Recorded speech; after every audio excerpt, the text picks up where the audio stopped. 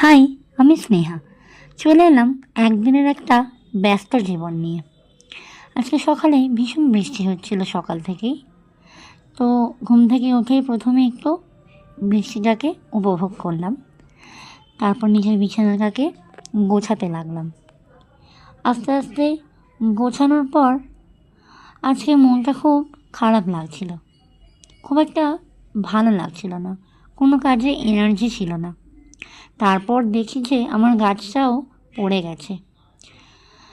দিদা কয়েকটা মাছ ধরেছে, মাছটা দেখলে সকলে। তারপর ব্রাশ করে চা বসালাম।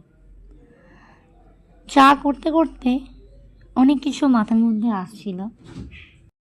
আর যেদিন আমার কম্পিউটারের ক্লাস থাকে সেদিন আমি একটু সকালে তাড়াতাড়িই উঠি। সেই কারণে আজও তাই সকালে তাড়াতাড়ি উঠে আগে চা বসালাম। চা হয়ে যাওয়ার পর খেয়ে দিয়ে কিছু কাজ করে রেডি হলাম কম্পিউটারে যাব বলে। বেরিয়ে পড়লাম কম্পিউটারের জন্য। বেরিয়ে দেখলাম সাঁতরাগাছির কী অবস্থা, আর স্টেশনে কিছু নতুন জিনিস করেছে। ক্লাসে এলাম, টাটা।